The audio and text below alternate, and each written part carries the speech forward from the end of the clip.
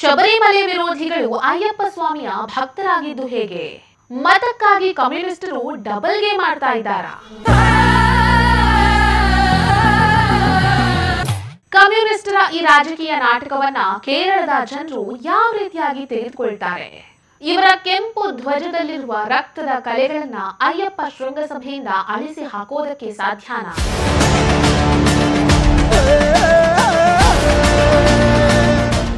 ನಮಸ್ಕಾರ. ಕೇರಳದ ರಾಜಕೀಯ ಅಖಾಡದಲ್ಲಿ ಈಗ ದೊಡ್ಡ ಭೂಕಂಪನೇ ಆಗಿಬಿಟ್ಟಿದೆ. ತನ್ನ ಹಿಂದೂ ವಿರೋಧಿ ನೀತಿಗಳಿಂದಾನೇ ಕುಖ್ಯಾತಿಯನ್ನ ಪಡೆದಿರುವಂತಹ ಕೇರಳದ ಕಮ್ಯುನಿಸ್ಟ್ ಸರ್ಕಾರ ಈಗ ಶಬರಿಮಲೆಯ ಅಯ್ಯಪ್ಪ ಸ್ವಾಮಿಯ ಭಕ್ತರ ಮುಂದೆ ಮಂಡಿಯೂರಿ ನಿಂತಿದೆ.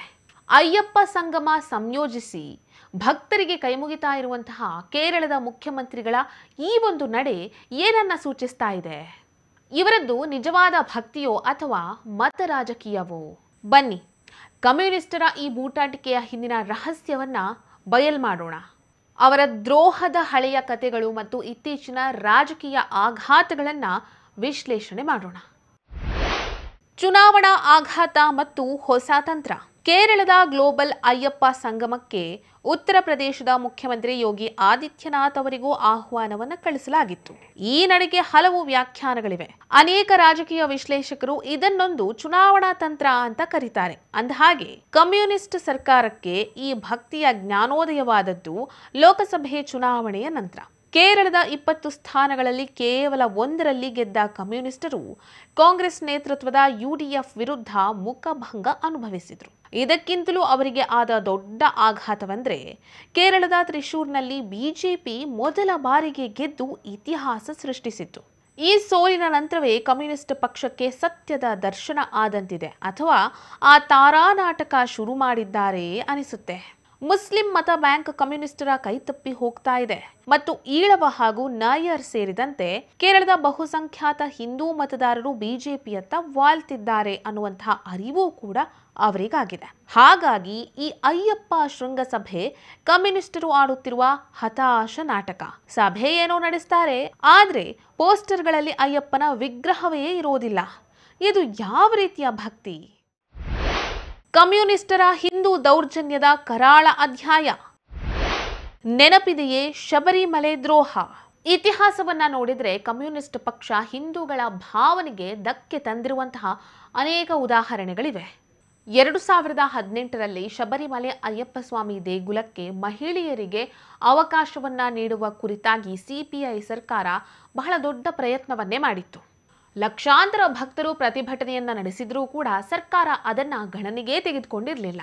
ಭಕ್ತರ ಮೇಲೆ ಕ್ರೂರವಾಗಿ ಹಲ್ಲೆ ನಡೆಸಿ ಸಾವಿರಾರು ಭಕ್ತರ ಮೇಲೆ ಕೇಸನ್ನ ಹಾಕಿ ಅವರನ್ನ ಬಂಧಿಸಲಾಗಿತ್ತು. ಸ್ವತಃ CM ಪಿಣರಾಯಿ ವಿಜಯನ್ ಅವರೇ ಕೆಲವು ಸಂಪ್ರದಾಯಗಳು ಮುರಿಯಲು ಇವೆ ಅಂತ ಹೇಳಿ ಭಕ್ತರ ಭಾವನೆಗೆ ಧಕ್ಕೆಯನ್ನ ತಂದಿದ್ರು. ಇನ್ನು ಶಬರಿಮಲೆ ಅಯ್ಯಪ್ಪ ಸ್ವಾಮಿ ದೇವಸ್ಥಾನದ ಗರ್ಭಗುಡಿಯ ಚಿನ್ನದ ಲೇಪನ ಕಾಮಗಾರಿಯ ಸಮಯದಲ್ಲಿ ಸುಮಾರು 4.45 kg ಚಿನ್ನ ನಾಪತ್ತೆಯಾಗಿತ್ತು. ಇದೀಗ ಆ ಚಿನ್ನ ದೂರುದಾರರ ಸಂಬಂಧಿಕರ ಮನೆಯಲ್ಲೇ ಪತ್ತೆಯಾಗಿದೆ. ಈ ವಿಷಯ ಬಹಿರಂಗವಾಗ್ತಾ ಇದ್ದಂತೆ ದೇವಸ್ವಂ ಬೋರ್ಡ್ನಲ್ಲಿ ಕೋಲಾಹಲ ಸೃಷ್ಟಿಯಾಗಿತ್ತು. ವಿಪಕ್ಷ UDF ನಾಯಕರು ದೇವಸ್ವಂ ಖಾತೆ ಸಚಿವರ ರಾಜೀನಾಮೆಗೆ ಒತ್ತಾಯಿಸುತ್ತಿದ್ದಾರೆ. ಇದರಲ್ಲೇ ಗೊತ್ತಾಗುತ್ತೆ ಕಮ್ಯುನಿಸ್ಟರ ಹಿಂದೂ ಪ್ರೀತಿ ಎಂಥದ್ದು ಅನ್ನೋದು. ಬೂಟಾಟಿಕೆ ಮತ್ತು ಮುಸ್ಲಿಂ ತುಷ್ಟೀಕರಣ. ಇವರಿಗೆ ನಿಜವಾದ ಒಲವು ಯಾರ ಮೇಲೆ? ತಮ್ಮನ್ನು ಸೆಕ್ಯುಲರ್ ಎಂದು ಕರೆದುಕೊಳ್ತಾ ಇದ್ರೂ ಅವರ ವಿರೋಧ ಕೇವಲ ಹಿಂದೂಗಳ ಧಾರ್ಮಿಕ ಆಚರಣೆಗಳ ಬಗ್ಗೆಯೇ. ಒಂದು ಕಡೆ ಮುಖ್ಯಮಂತ್ರಿ ಪಿಣರಾಯಿ ವಿಜಯನ್ ಭಗವದ್ಗೀತೆಯನ್ನ ಉಲ್ಲೇಖ ಮಾಡಿ ಭಕ್ತಿಯ ಬಗ್ಗೆ ಮಾತನಾಡಿದರೆ, ಇನ್ನೊಂದು ಕಡೆ CPI ಕಾರ್ಯಕರ್ತರು ದೇವಾಲಯದ ಕೇಸರಿ ಧ್ವಜಗಳನ್ನ ತೆಗೆದು ಪೂಜಾ ಕಾರ್ಯಕ್ರಮಗಳಿಗೆ ಅಡ್ಡಿಪಡಿಸಿದ್ದಾರೆ. ಅಷ್ಟೇ ಅಲ್ಲ, ನಾಯಕರು ಮುಸ್ಲಿಂ ಲೀಗನ್ನ ತಮ್ಮ ಮೈತ್ರಿಕೂಟಕ್ಕೆ ಸೇರಿಸಿಕೊಳ್ಳಲು ಪ್ರಯತ್ನಿಸುತ್ತಿದ್ರು. UML ನಾಯಕರು ಹಮಾಸನ್ನ ಉಗ್ರಗಾಮಿ ಸಂಘಟನೆ ಎಂದು ಕರೆಯಲು ನಿರಾಕರಿಸಿದಾಗಲೂ CPI ಅವರ ಪರವಾಗಿ ಮಾತನಾಡಿತ್ತು. ಹೀಗಾಗಿ ಅಯ್ಯಪ್ಪ ಶೃಂಗಸಭೆ ಆಯೋಜಿಸೋದು CPIನ ಹೃದಯದ ಬದಲಾವಣೆಯಲ್ಲ, ಬದಲಾಗಿ ಚುನಾವಣೆ ಭಯದ ಕಾರಣ ಅಷ್ಟೇ. ಈ ನಾಟಕವನ್ನ ಜನರು ನಂಬೇಕಾ? ಸ್ನೇಹಿತರೆ, ಶಬರಿಮಲೆ ವಿವಾದದಿಂದ ಚುನಾವಣೆಯ ಸೋಲಿನವರೆಗೂ CPIನ ನಡೆ ಏನು ಅನ್ನುವಂಥದ್ದು ಈಗ ಸ್ಪಷ್ಟ ಆಗಿದೆ. ಇವರ ಕೆಂಪು ಧ್ವಜದಲ್ಲಿರುವ ರಕ್ತದ ಕಲೆಗಳನ್ನ ಅಯ್ಯಪ್ಪ ಶೃಂಗಸಭೆಯಿಂದ ಅಳಿಸಿ ಹಾಕೋದಕ್ಕೆ ಸಾಧ್ಯ ಇಲ್ಲ. ಮತಕ್ಕಾಗಿ ಇವರು ಆಡ್ತಾ ಇರುವಂತಹ ಈ ರಾಜಕೀಯ ನಾಟಕ ಅಲ್ಲಿನ ಜನರಿಗೆ ಅರ್ಥವಾಗದೇ ಇರುತ್ತಾ? ಮತಕ್ಕಾಗಿ ಇವರು ಆಡ್ತಾ ಇರುವಂತಹ ರಾಜಕೀಯ ನಾಟಕವನ್ನ ಅಲ್ಲಿನ ಜನರು ಯಾವ ರೀತಿಯಾಗಿ ಸ್ವೀಕರಿಸ್ತಾರೆ? ಸಿಪಿಐನ ಈ ನಕಲಿ ಭಕ್ತಿಯ ಪ್ರಯತ್ನ ಅಲ್ಲಿನ ಜನರಿಗೆ ಅರ್ಥವಾಗಲ್ಲ ಅಂತ ಅನಿಸುತ್ತಾ ನಿಮಗೆ?